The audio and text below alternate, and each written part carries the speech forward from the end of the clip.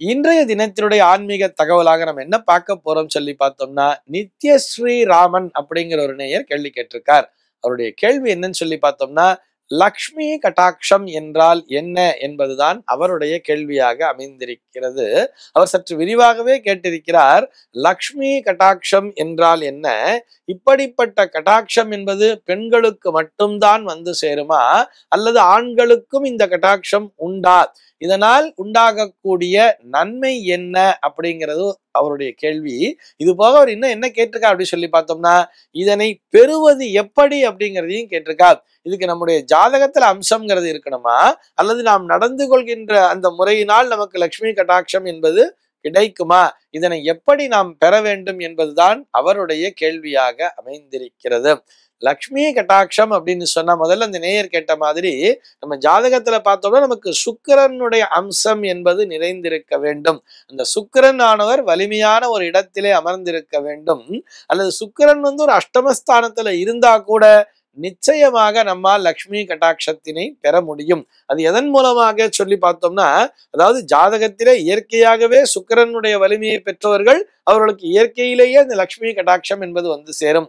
முதல்ல சார் லக்ஷ்மி கட்டாட்சம்னா என்னங்கிறத சொல்லிடுங்களேன் அப்படின்னு சொன்னால், லக்ஷ்மி கட்டாட்சம்னா நம்ம எல்லாரும் என்ன நினைச்சிட்டு இருப்போம்னா, நல்ல வசதி வாய்ப்புகளுடன் வாழக்கூடியது அப்படிங்கிற மாதிரி நினைச்சிருப்போம். நிறைய காசு பணம் அப்படிங்கிறது இருக்குங்கிற மாதிரி நினைச்சிருப்போம். அது ஒரு புறம் இருந்தாலும் மனதிலே மகிழ்ச்சின்னு சொல்றா இல்லையா, அந்த சந்தோஷம், அந்த ஆனந்தம், முழுமையான மன நிறைவு, அந்த இன்பம் அப்படின்னு சொல்றா இல்லையா, அது எவரிடத்திலே நிறைந்திருக்கிறதோ அவரிடத்திலே லக்ஷ்மி கட்டாட்சம் என்பதும் இருக்கிறது என்பதுதான் பொருள். ஒரு சில பேர் வறிய நிலையில் இருந்தா கூட முகத்துல எப்பயுமே ஒரு சிரிப்பினை வைத்திருப்பார்கள் தெரியுமா, ஒரு புன்னகை என்பது இருக்கும். அவர்களை பார்க்கும் பொழுது பார்ப்பவர்களுக்கே ஒரு மன மகிழ்ச்சிங்கிறது வரும் தெரியுமா.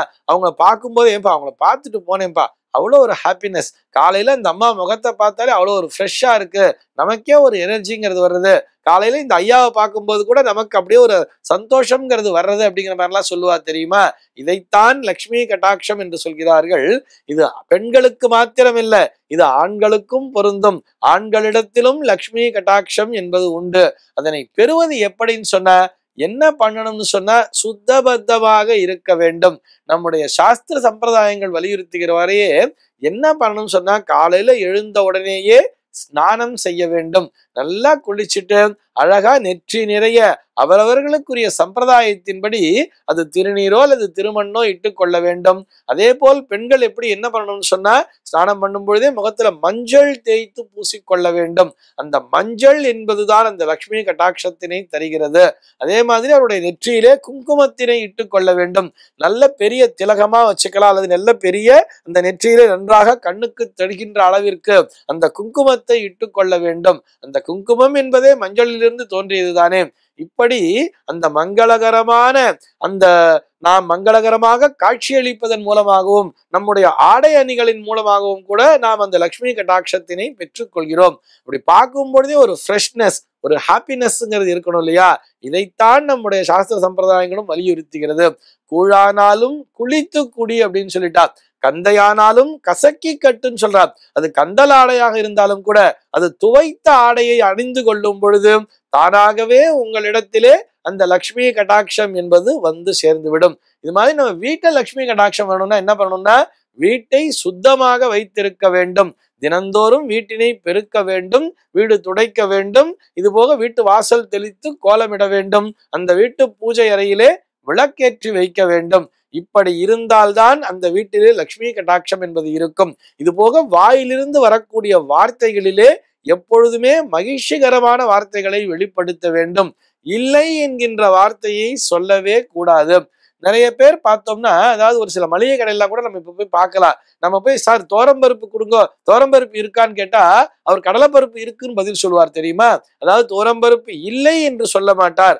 நாம் கேட்பது இல்லை என்று சொல்லாமல் அவரிடத்திலே எது இருக்கிறதோ அதை இருக்கிறது என்று சூசகமாக சொல்வார் தெரியுமா. இப்படி எப்பொழுதுமே அந்த நெகட்டிவான வார்த்தைகளை பயன்படுத்தாமல், எதிர்மறையான வார்த்தைகளை பயன்படுத்தாமல் நேர்மறையான வார்த்தைகளை பயன்படுத்தும் பொழுது சர்வ நிச்சயமாக அவர்களிடத்திலே லக்ஷ்மி கட்டாட்சம் என்பது நிறைந்திருக்கும். ஆண்களுக்கான விதிகள் என்று வரும் பொழுது ஆண்களும் சுத்தபத்தமாக இருக்க வேண்டும், நல்ல துவைத்த ஆடைகளை அணிந்து கொள்ள வேண்டும் சொல்றோம். இது போக அந்த ஆண்கள் எப்பொழுதும் தான தர்மம் செய்வதற்கு தயாராக இருக்க வேண்டும். தன்னிடத்திலே இருப்பது போக தன்னுடைய தேவைக்கு அதிகமாக இருக்கக்கூடிய விஷயங்களை இல்லாதவர்களுக்கு கொடுத்து உதவிட வேண்டும் என்கின்ற அந்த மனப்பக்குவமானது எவரிடத்திலே இருக்கிறதோ அவர்களிடத்திலே தானாகவே அந்த லக்ஷ்மி கட்டாட்சம் என்பது வந்து சேர்ந்துவிடும். அதை தான் மட்டும் வைத்துக் கொள்ள வேண்டும் என்று எண்ணாமல் இல்லாதவர்களுக்கும் நாம் எப்பொழுதும் பிரித்து தர வேண்டும் என்கின்ற அந்த எண்ணத்தினை வளர்த்து கொண்டாலே, மற்றவர்களுக்கு உதவி செய்ய வேண்டும் என்கின்ற அந்த எண்ணத்தினை எவர் ஒருவர் வளர்த்து கொள்கிறாரோ அவர்களிடத்திலே தானாகவே லக்ஷ்மி கட்டாட்சம் என்பது வந்து சேர்ந்துவிடும். இந்த தகவலோடு இன்றைய தினம் நான் உங்களிடமிருந்து விடைபெற்றுக் கொள்கிறேன். மீண்டும் உங்கள் அனைவரையும் நாளைய தினம் ஒரு சுவாரஸ்யமான தகவலோடு சந்திக்கிறேன். எம்பெருமானினுடைய திருவருளினாலே இந்த நாள் உங்கள் அனைவருக்கும் சுப தினமாக அமைவதற்கு வாழ்த்துக்கள்.